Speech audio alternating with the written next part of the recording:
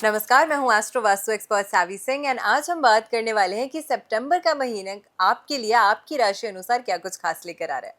आज हम बात करने वाले हैं कि तुला राशि वालों के लिए सितंबर का महीना आपके फाइनेंसेस, आपके धन के लिहाज से आपके लिए आपके करियर में कौन सी नई अपॉर्चुनिटी लेकर आ रहा है और अगर स्वास्थ्य संबंधित परेशानियां बहुत लंबे समय से चल रही हैं तो क्या उसमें कोई बदलाव आपको देखने को मिलेगा। आपके आसपास के लोगों के साथ आपके रिलेशनशिप्स, आपके संबंध किस तरीके से रहने वाले हैं, उसमें क्या परिवर्तन आने वाला है ग्रहों की ट्रांजिट्स की वजह से, आज हम उन सभी चीज़ों की बात करेंगे। इससे पहले कि हम राशिफल की बात करें, हम सितंबर के महीने के पंचांग को जान लेते हैं क्योंकि 7 सितंबर को ही साल का एक महत्वपूर्ण चंद्र ग्रहण जो है वो लगने वाला है, जो कि भारत में दृश्य होगा।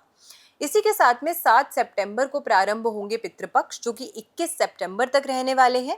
और 22 सितंबर से शुरू हो जाएंगे शारदीय नवरात्रे और शारदीय नवरात्रे की नवमी तिथि होगी 1 अक्टूबर को और जिसके पश्चात 2 अक्टूबर को हम मनाएंगे विजयदशमी यानी कि दशहरा का महापर्व। इसी के साथ ये समय जो है 21 अगस्त से लेकर 14 सितंबर का ये जो समय है, इस समय महालक्ष्मी व्रत जो है वो भी, उसका पर्व भी चल रहा है। तो स्पेसिफिकली हमारे देश का जो वेस्टर्न एरिया है, जो वेस्टर्न कोस्ट का एरिया है, वहाँ पर इस पर्व की बहुत ज़्यादा विशेष मान्यता होती है। तो आप सभी को हार्दिक शुभकामनाएं है महालक्ष्मी व्रत की। अब ये जो महीना है सितंबर का, इसमें कई सारे प्लैनेट ट्रांजिट्स तो कर रहे हैं,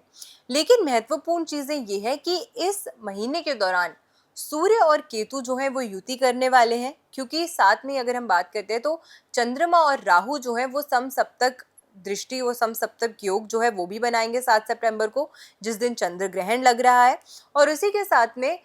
इस समय के दौरान मंगल और बुध, ये दोनों ग्रह जो है वो युति करके भी ट्रांजिट कर रहे हैं। और आपकी राशि की अगर हम बात करते हैं, तुला राशि की, तो आप गवर्न होते हैं शुक्र ग्रह की ऊर्जा से। वीनस नेचुरली एक ऐसा प्लैनेट है जो आपकी लाइफ में कंफर्ट, लग्जरी, एक अच्छा लाइफस्टाइल, एक कंफर्टेबल लाइफस्टाइल जो है वो प्रोवाइड करता है। और जब हम तुला राशि की बात करते हैं तो तुला राशि के लिए आपकी राशि और आपकी राशि से अष्टम भाव की राशि यानी कि वृष राशि, इन दोनों ही राशि के स्वामी ग्रह जो हैं वो शुक्र बनते हैं। इस समय शुक्र का जो ट्रांजिट है वो डायरेक्टली आपकी राशि से दशम भाव और एकादश भाव, इन दोनों ही भावों को ट्रांजिट को प्रभावित कर रहा है, क्योंकि शुक्र अभी कर्क राशि में प्लेस्ड है और इसके बाद ट्रांजिट करके सिंह राशि में गोचर कर जाएंगे।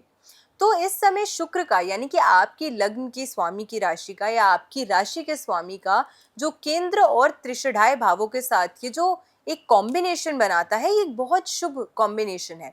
तो इस समय के दौरान आपको अपने स्पेसिफिकली अगर कोई नया वेंचर आप स्टार्ट करना चाहते थे, आप कोई नई अपॉर्चुनिटी चाहते थे, आपको अपने व्यवसाय में कुछ एक्सपेंशन चाहिए थी, कुछ ग्रोथ चाहिए थी, आप चाहते थे कि कुछ अच्छे अवसर आपको प्रदान हो जिससे आप अपने फाइनेंसेस को और मजबूत कर सकें, अपने व्यवसाय में और विस्तारता ला सकें और ग्रोथ ला सकें अपने बिजनेस में, तो वो अपॉर्चुनिटीज़ आपको डेफिनेटली मिलने वाली हैं, एटलीस्ट तब तक जब तक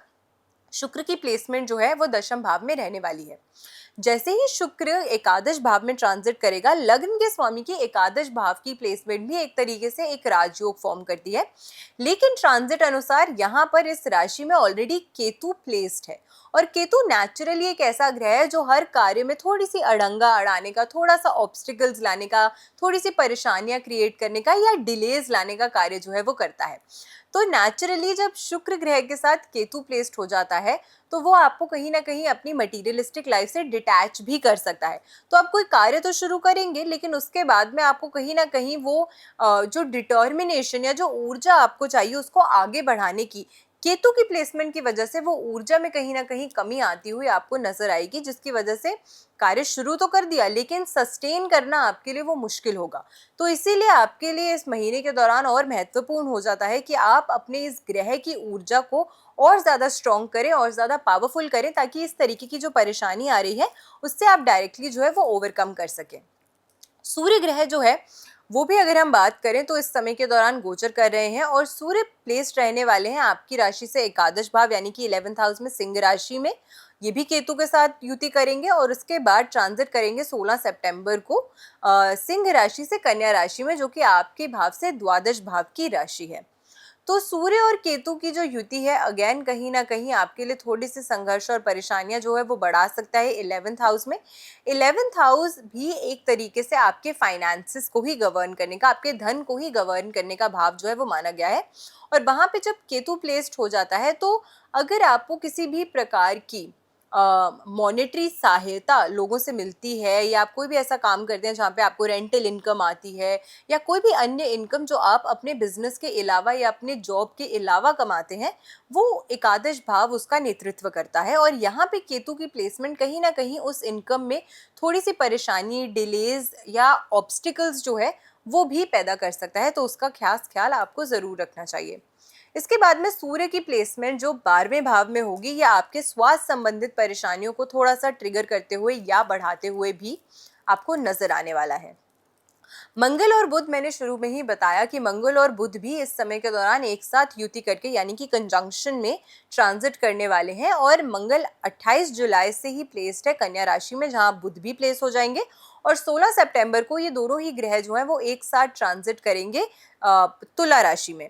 यानी कि आप ही की राशि में। अब आपकी राशि में जब मंगल और बुध ये दोनों ग्रह एक साथ ट्रांजिट करेंगे तो आपको कुछ अच्छे रिजल्ट्स जो हैं वो अपने जीवन में देखने को मिल सकते हैं। हाँ, जहाँ पे आपको स्वास्थ्य संबंधित परेशानियां थोड़ी सी फेस करनी पड़ेंगी, बट आप उसे बहुत अच्छे से ओवरकम भी करते हुए नजर आएंगे। ऑल ओवर आपके अंदर जो एक आकर्षण शक्ति है वो बढ़ती हुई नजर आने वाली है। आपके अंदर एक बेटर विल पावर एक आपको डेफिनेटली देखने को मिलने वाली है जब मंगल की प्लेसमेंट आपके लग्न में होगी। हाँ, जोश में जिसे हम कहते हैं ना कि कभी कभी व्यक्ति होश खो देता है, वो करने से आपको थोड़ा सा बचना चाहिए, स्पेसिफिकली तब अगर आपकी राशि अनुसार या आपकी खुद की कुंडली अनुसार मंगल या बुध की स्थितियां जो है वो कमजोर हैं। क्योंकि बहुत ज्यादा तीव्र तरीके से जब अग्नि तत्व ग्रह किसी व्यक्ति के लग्न को प्रभावित करता है और अगर नेचुरली उनकी कुंडली में वो ग्रह मजबूत ना हो तो कहीं ना कहीं आपके फर्म डिसीजंस को वो गलत भी ले कर सकता है। तो जरूरी नहीं है कि अगर आप डिसाइसिव है और अगर आप कोई डिसीजन ले रहे हैं तो वो डिसीजन सही या आपके लिए बेनिफिशियल ही हो,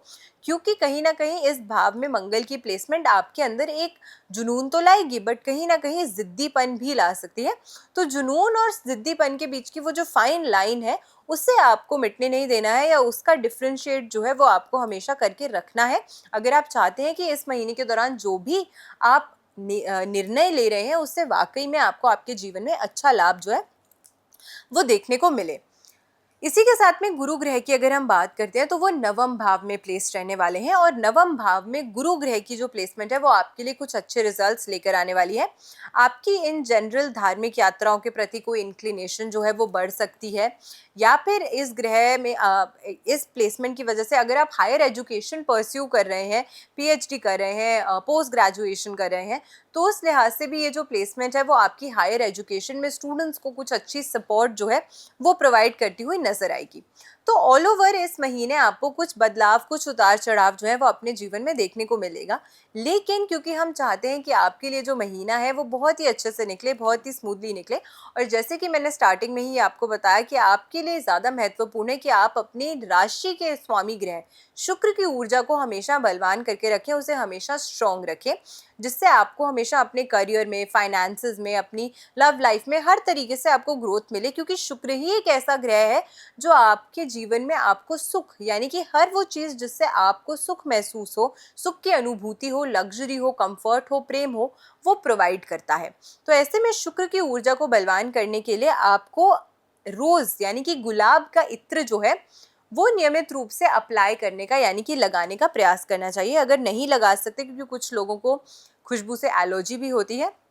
तो अगर ऐसा सिनारियो है कि आप खुद नहीं अपने बॉडी पे लगा सकते हैं तो फिर ऐसे में अपने बेडरूम में अगर आप एक डिफ्यूज़र लगा के रखते हैं जो कुछ समय में नियमित रूप से ये जो खुशबू है वो आपके बेडरूम में अगर होती रहे या चलती रहे तो उससे भी आपको बहुत अच्छा लाभ मिलेगा। या फिर आप अपने घर की साउथ ईस्ट की दिशा में भी अगर इस डिफ्यूज़र को रखते हैं तो उससे भी शुक्र ग्रह की ऊर्जा जो है वो बेटर होती है। तो ऑल्टरनेटिवली जैसा भी आपको सूट करे आप इस रेमेडी को कर सकते हैं और इससे बहुत अच्छा लाभ जो है वो आपको आपके जीवन में देखने को मिलेगा। मैं आशा करती हूँ आज की वीडियो आपको पसंद आई होगी। वीडियो अगर अच्छी लगी हो तो ज़्यादा से ज़्यादा लोगों तक वीडियो को शेयर ज़रूर कीजिएगा। चैनल पे नए हैं तो चैनल को सब्सक्राइब ज़रूर कीजिएगा। अगली वीडियो में हम बात करने वाले हैं कि वृश्चिक राशि वालों के लिए सितंबर का महीना क्या कुछ खास लेकर आ रहा है। तब तक के लिए जुड़े रहिए हमारे चैनल के साथ। नमस्कार।